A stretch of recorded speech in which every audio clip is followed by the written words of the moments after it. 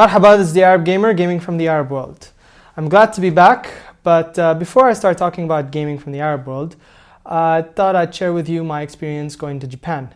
Now, for those of you who didn't watch my episode 4, I recently got married and my wife and I decided to take our honeymoon and go to the Far East. And what better place to go to than Japan? Now, I know whenever you think of Japan, it's mostly going to be like video games and anime, but you'd be surprised that it's not as popular as you think. I mean, don't get me wrong, anime and video games are still pretty big in Japan. But the thing I noticed that was really popular in Japan was fashion. I mean, the Japanese people really love fashion and accessories. Everywhere you go, it's like clothes, accessories, fashion, designs. And I mean, this one mall in particular, it was just 5 floors of just different kinds of fashion. And it was just, wow, it was really amazing. Speaking of the Japanese people, I also noticed that aside from fashion, they're very nice and welcoming people. I mean, I've never been to a country that really treated foreigners with such respect. I mean, despite our language barrier, we kind of got a connection going on, and they really treated us equally, and they were very happy and very positive. So, huge respect to the Japanese people. I really enjoyed my experience in Japan. So now comes the video games. Of course, when you think of Japan, the first thing that should pop in your mind in video games is arcades. We're one of the very few countries in the world that still, play arcades, and it's very popular there. So I obviously had to go and find me an arcade place, and boy, was I surprised. I mean, I saw a huge range of arcade games, ones I've never seen before. I mean, sure, you have your basic fighting games. I mean, I got to see that Persona 4 Arena game in action. It looked amazing. Blaze Blue fans would surely appreciate it. Other fighting games like, your typical Street Fighter and Tekken and Virtua Fighter 5. And then there were these obscure arcade machines. I mean, I got to see this Gundam arcade machine where you literally sit inside the mecha suit, and there's this huge projection screen, and it really makes you feel like you're in a mecha Gundam armor thing. So it was pretty awesome. I had a lot of fun trying that out. Especially since I'm a huge it kind of reminded me of Virtual On, so it was pretty cool. The other weird thing I noticed was certain arcade machines like the Winning 11 and Pro Evolution Soccer Arcade had a USB port, and what you could do is you can actually bring your PS3 controller and plug it in the USB, and you could play the arcade with the PS3 controller. I know you must be thinking why would they do that? I mean, if you own the game, why aren't you playing it at home?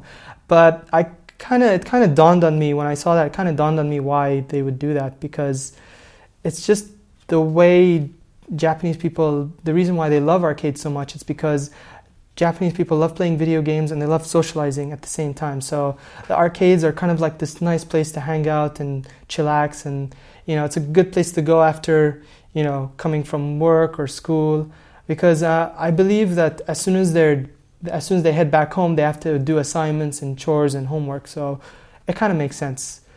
Anime, let's see. Anime, all I can say is One Piece and Fate Zero. I mean, sure, you got your Dragon Ball, Naruto, and Bleach, but I mean, One Piece and Fate Zero are by far the most popular series in Japan.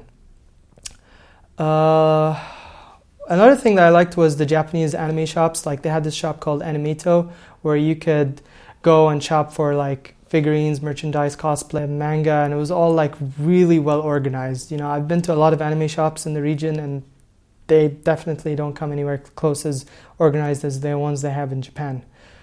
So yeah, I guess in terms of anime, that's pretty much my experience. So now let me show you guys some of my souvenirs I got. As you all know, I'm a huge Macross fan.